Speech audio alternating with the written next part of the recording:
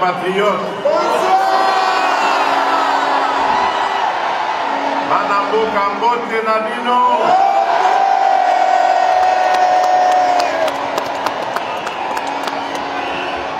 Je vais parler en français parce que il n'y a pas que des Congolais dans la salle. Et je crois qu'il y a même la presse étrangère, principalement belge. Et donc pour que tout le monde me comprenne, ce serait plus juste de parler français. Et ça m'a été.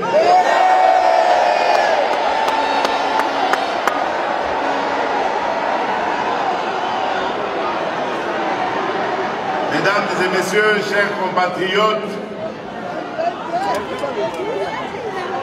le 26 novembre 2018, j'avais pris deux engagements. Le premier engagement, en tant que président de l'UDPS, était d'aller m'incliner sur la dépouille de mon prédécesseur, mon leader, mon mentor, mon conducteur, mon formateur, mon géniteur. J'étais allé lui faire une promesse. C'était celle de ramener sa dépouille au pays de ses ancêtres.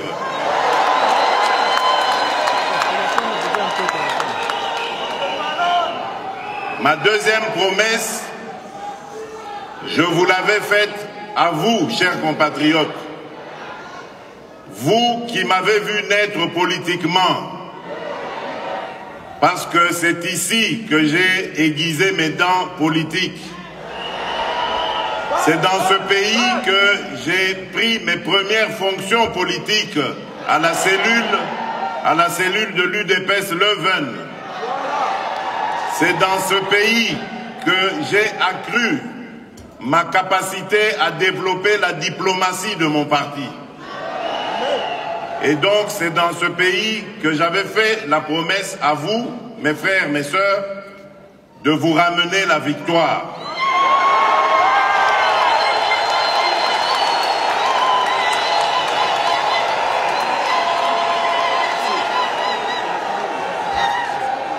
Et ensuite, je suis descendu au pays. Vous connaissez la suite.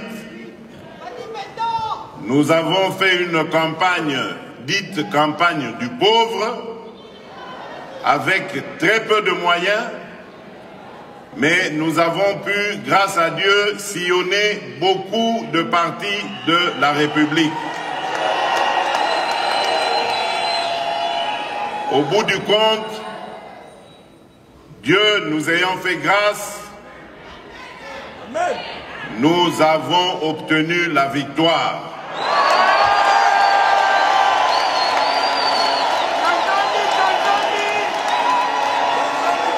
Et donc, il n'était que normal que mes premiers pas en terre européenne soit réservé à la Belgique, mon autre Congo, le prolongement de notre Congo, la Belgique où j'ai commencé mes pas de leader politique, la Belgique où se trouve une grande partie de notre diaspora.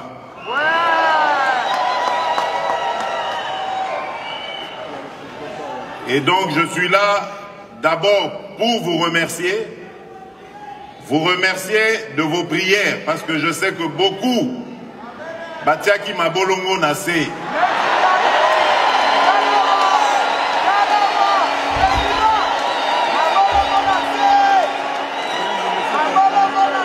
vous remerciez également de votre soutien, parce que je sais que beaucoup ont veillé comme nous ce soir-là du 10 janvier 2018 pour attendre les premiers résultats de la publication provisoire.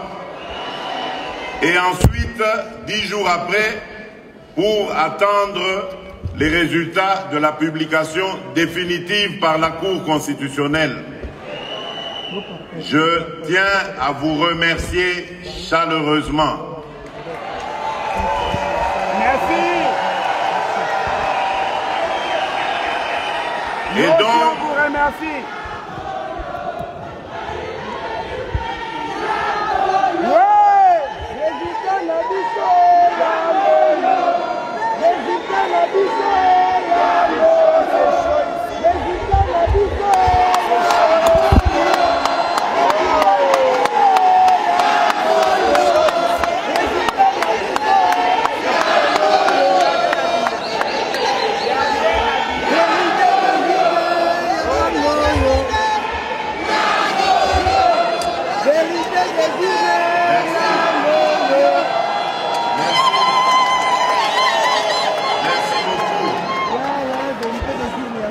Je disais donc que, comme je l'avais dit le soir de la confirmation de mon élection, après le combat pour la conquête du pouvoir, un autre combat commence. Et j'ai rajouté que j'étais le président de tous les Congolais.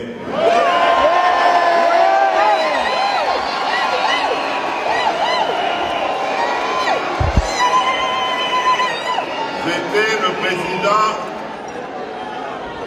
des Congolais qui m'ont élu et également de ceux qui ne m'ont pas, qui n'ont pas voté pour moi.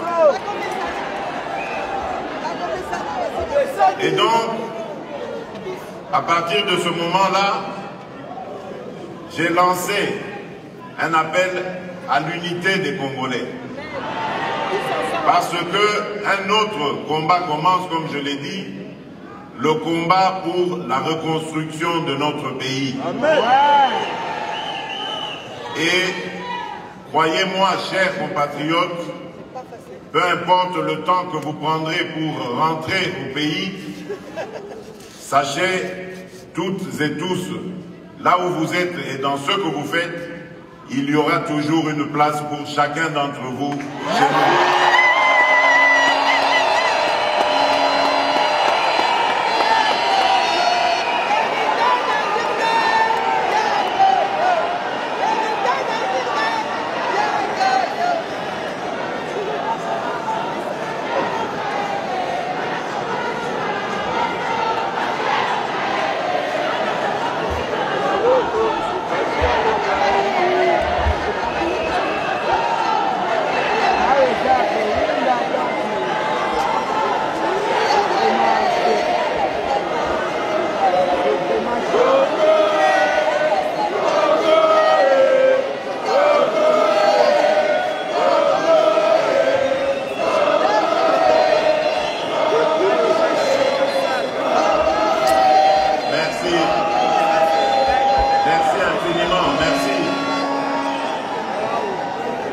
Je disais donc que l'heure est à la réconciliation nationale et à la construction de notre pays. Il y a de la place pour tous les Congolais. Et pour le marquer davantage, mes premiers signes ont été de libéraliser l'espace politique. Et donc, j'ai pris la décision de libérer tous nos compatriotes qui étaient retenus pour X ou Y raisons politiques dans les cachots de la République. Bravo, bravo. Pour ceux qui étaient en exil, empêchés de retourner dans leur pays, tout le monde est désormais libre de retourner dans son pays.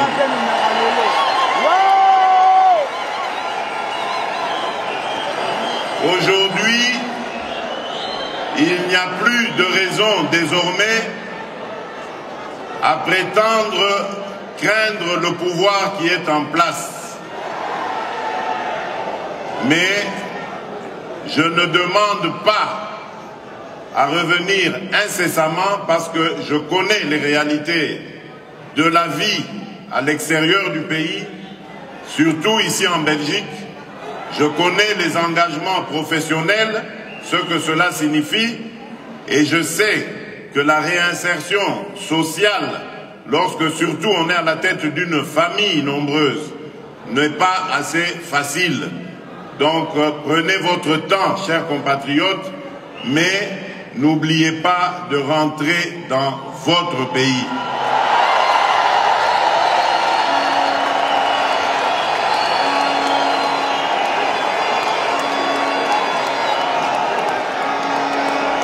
Le Congo a besoin de vous. Nous avons plusieurs chantiers en construction. Le premier chantier, c'est celui, bien entendu, de la paix et la sécurité. Tant qu'un seul de nos compatriotes souffrira de manque de paix et de sécurité, je ne me sentirai jamais à l'aise. Merci. Béton! Nous sommes en train de tout mettre en œuvre. Aujourd'hui, notre armée est déployée en Ituri et dans le nord Kivu principalement, dans le but d'éradiquer complètement toutes ces poches de violence, une violence d'ailleurs inhumaine et gratuite qui est administrée injustement sur nos compatriotes vivant dans ces contrées. Je n'abandonnerai pas ce combat tant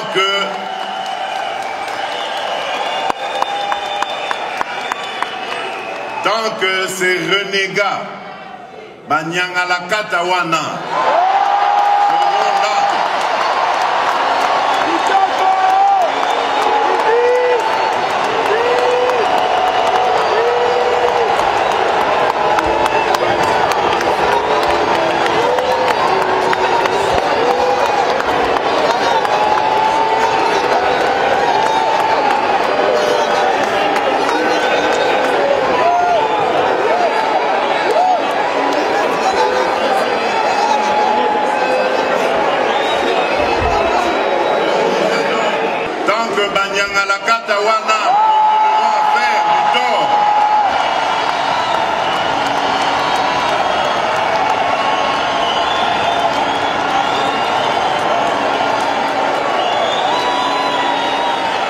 Tant qu'ils continueront à faire du tort à nos compatriotes, ils me trouveront face à eux.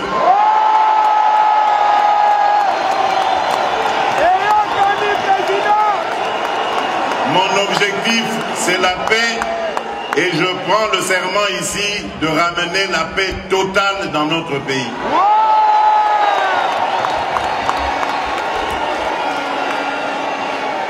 Le deuxième objectif, le deuxième chantier,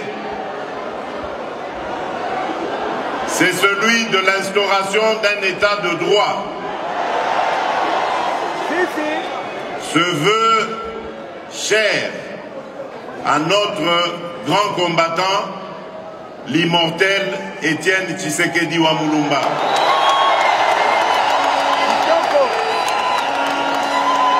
Nous avons le devoir de continuer ce combat jusqu'à l'instauration d'un état de droit dans notre pays. Et cet état de droit doit être soutenu par une justice plus juste. Une justice au-dessus de tout soupçon. Une justice qui va faire son travail pour protéger les citoyens et leurs biens Ainsi, pouvoir dire le droit en conformité justement avec la loi. C'est ça, l'état de droit que nous voulons instaurer. Et croyez-moi que là aussi, je ne ménagerai aucun effort pour y arriver. Je ne veux pas de la justice faite par le président de la République ou à la présidence de la République.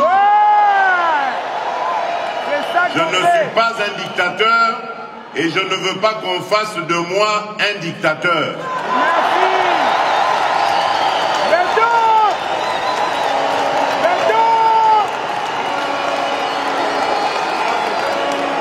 Bien parlé, monsieur le président.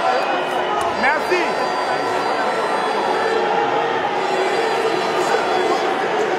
Ah oui, c'est ça l'état de droit.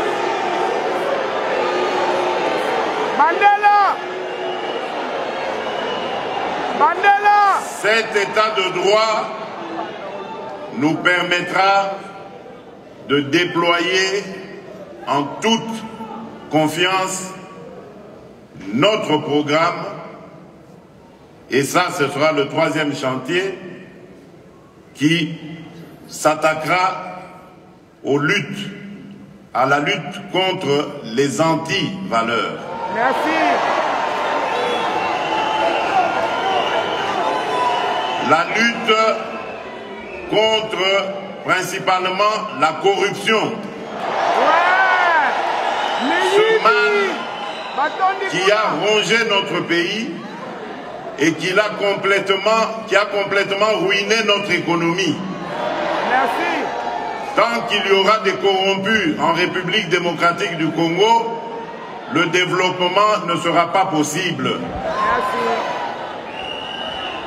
Les Congolais doivent comprendre que nous devons rejeter ces pratiques et nous consacrer réellement à la bonne gouvernance en usant comme il se doit de nos potentialités et ainsi pouvoir accroître notre richesse et par là mieux la redistribuer afin de réussir la lutte que nous avons engagée contre la pauvreté. Merci. Et d'ailleurs, à ce sujet, j'ai même un conseiller spécial chargé justement de m'aider à lutter contre la pauvreté. Merci. Dans les jours qui viennent, nous proposerons aux Congolais notre programme de lutte contre la pauvreté et vous verrez combien il est ambitieux et porteur d'espoir. Merci. L'autre chantier qui est déjà aussi en cours, c'est celui de l'éducation. Depuis le 2 septembre de cette année, dans l'enseignement fondamental, il y a désormais la gratuité.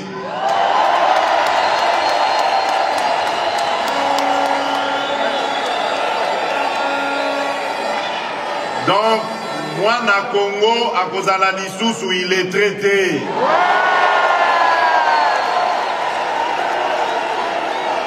Pour accueillir la Kotanga pe kokoma ofele.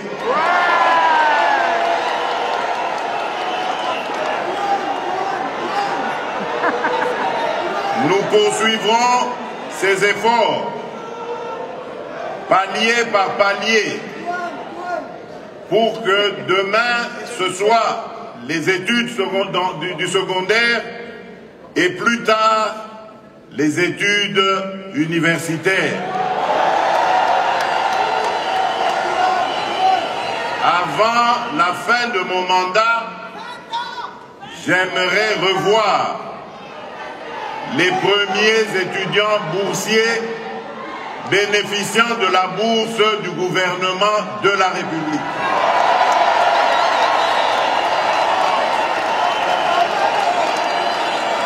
Oui, cela est possible et nous l'avons démontré avec le peu d'argent que nous avons trouvé dans les caisses du Trésor public. Nous avons engagé un certain nombre d'actions que nous avons appelées le programme des 100 premiers jours d'urgence du président de la République.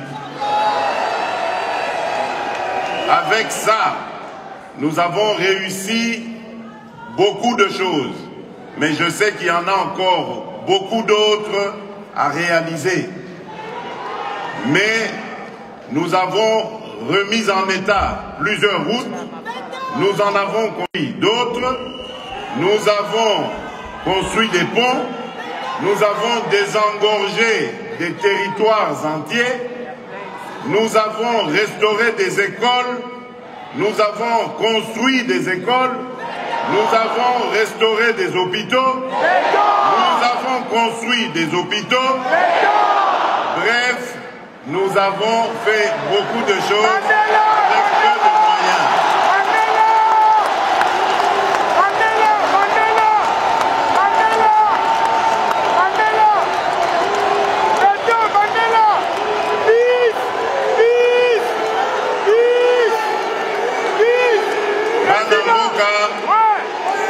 Les chantiers continuent. Nous avons également le chantier de la santé. Comme je vous l'ai dit, dans mon programme, j'ai mis au cœur de ma stratégie l'homme congolais. Et donc, tout sera fait pour l'épanouissement de l'homme congolais. Son éducation, sa santé, son emploi, son bien-être, tout sera fait pour l'épanouissement du Congolais.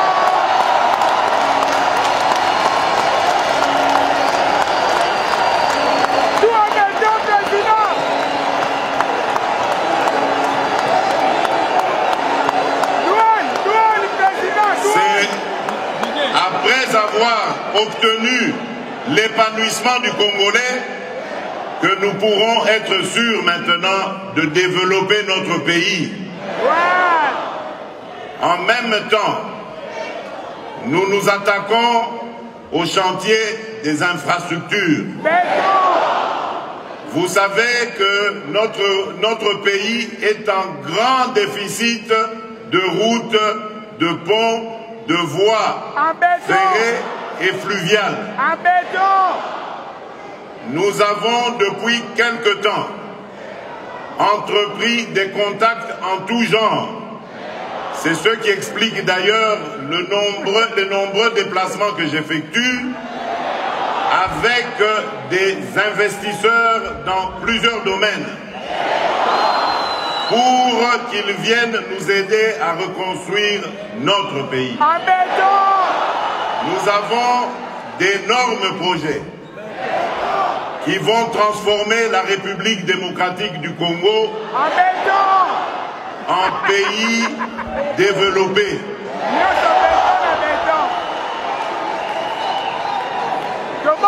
L'autre chantier, comme vous le savez, c'est celui de l'énergie, l'eau et l'électricité. Aujourd'hui, chers compatriotes, il y a moins de 10% de notre population qui a accès à l'eau et à l'électricité. Nous avons, depuis que nous sommes là, financé, grâce au peu que nous avons trouvé dans les caisses du Trésor, des projets de construction de puits pour l'adduction d'eau potable. Nous avons également investi dans les chantiers de réhabilitation des cabines électriques, des câbles électriques, et nous allons petit à petit avec les investisseurs qui vont arriver, construire des micro-barrages qui vont nous permettre de développer les coins les plus reculés de la République. Merci.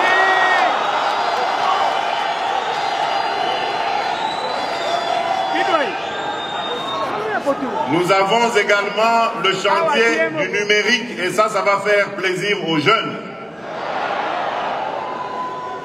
Le numérique est une nouvelle technologie qui est bien maîtrisée par nos jeunes. Merci. Nous voulons l'amener dans l'économie de notre pays.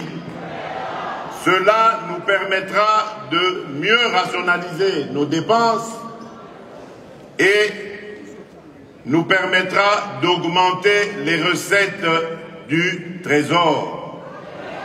Et avec cela, de relancer la croissance économique et de pouvoir faire face aux défis du futur.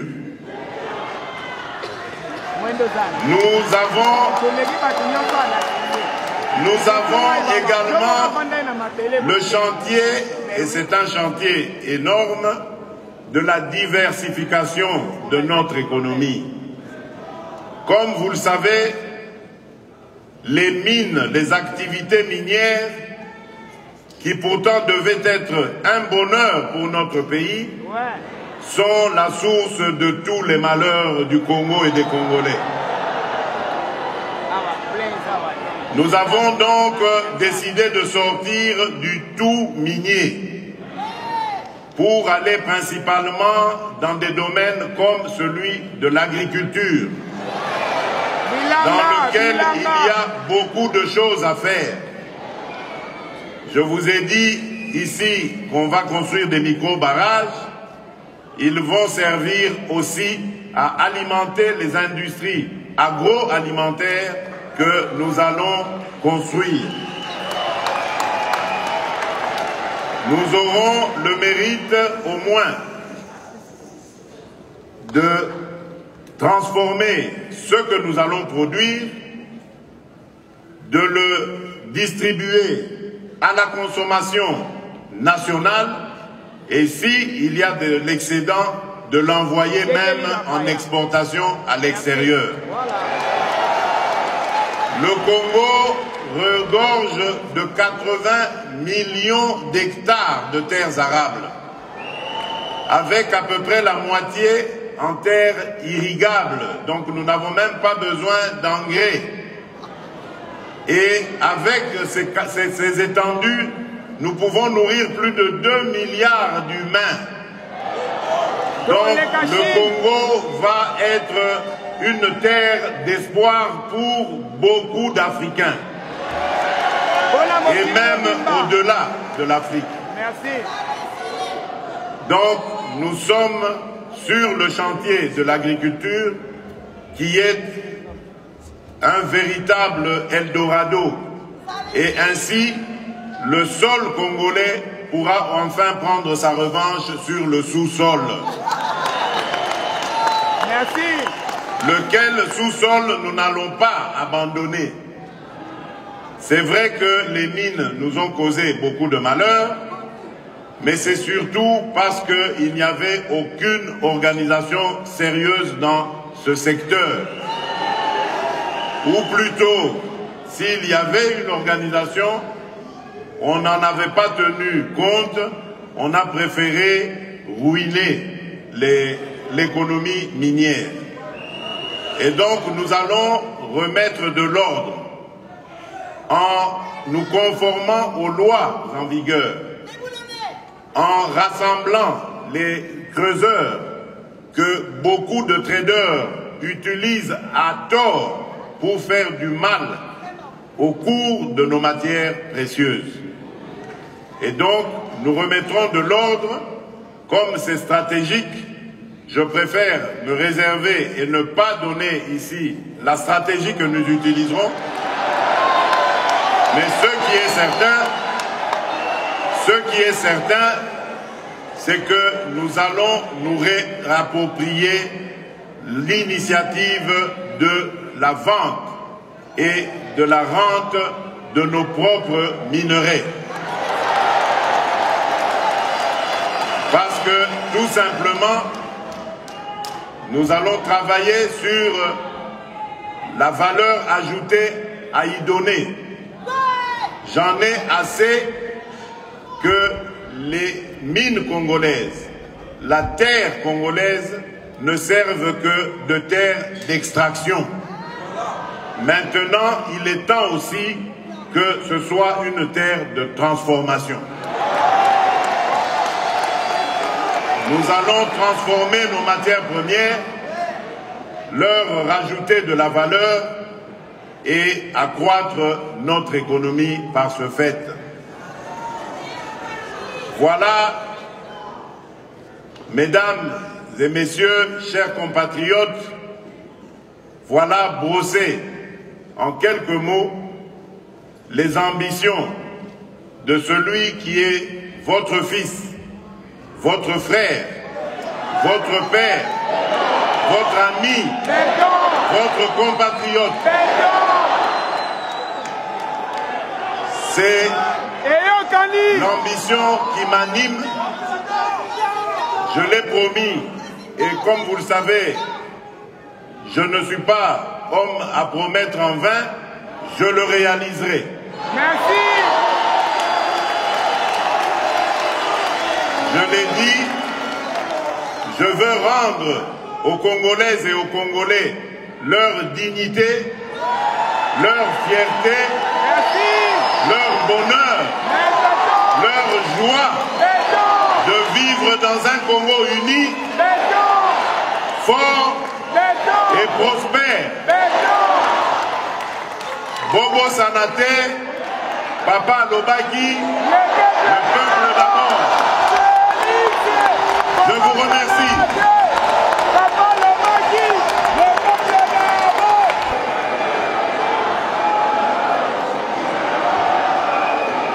Merci. Merci à